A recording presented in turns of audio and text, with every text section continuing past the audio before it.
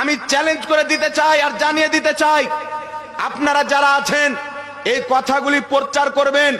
আমি চ্যালেঞ্জ করছি, আমার সাথে কন্ট্যাক্ট করবেন। যদি এই পৃথিবীর মাটিতে নামধারী কোন লামাযহাবী যারা আমাদের যুবকদেরকে গুমরাহ করে, আমাদের মুরব্বীদেরকে গুমরাহ করে, আমাদের ভাইদেরকে গুমরাহ করে, আমাদের মসজিদে ফিতনা সৃষ্টি করে, সমাজে ফিতনা সৃষ্টি করে, 8 রাকাত তারাবির নামে আমি আমার বেঁচে থাকা পর্যন্ত চ্যালেঞ্জ ঘোষণা করলাম, যদি 8 রাকাতের পক্ষে এই জমিনের মাটিতে কোন মায়ের লাল একটা সহিহ হাদিস দেখাইতে পারে যে আল্লাহর নবী 8 রাকাত তারাবি পড়েছে, আমি তাকে 5 লক্ষ টাকা পুরস্কার দেব। আছে কোন সারা বাংলার মাটিতে আমার চ্যালেঞ্জ, যদি বাংলার মৌলবীদের ক্ষমতা না হয় তো বাইরে থেকে ডেকে নিস। 8 রাকাতের পক্ষে একটা সহিহ হাদিস দিতে পারবে, দেখাতে হবে।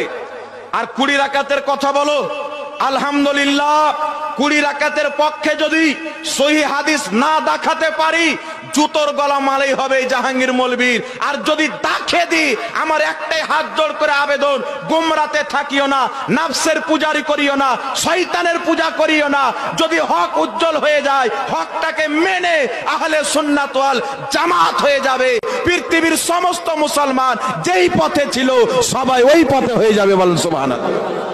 আমাদের যুবকদেরকে গুমরাহ করে, আমাদের মুরব্বীদেরকে গুমরাহ করে, আমাদের ভাইদেরকে গুমরাহ করে, আমাদের মসজিদে ফিতনা সৃষ্টি করে, সমাজে ফিতনা সৃষ্টি করে, 8 রাকাত তারাবির নামে আমি আমার বেঁচে থাকা পর্যন্ত চ্যালেঞ্জ ঘোষণা করলাম, যদি 8 রাকাতের পক্ষে এই জমিনের মাটিতে কোন মায়ের লাল একটা সহিহ হাদিস দেখাইতে পারে যে আল্লাহর নবী 8 রাকাত তারাবি পড়েছে, আমি তাকে 5 লক্ষ টাকা পুরস্কার দেব।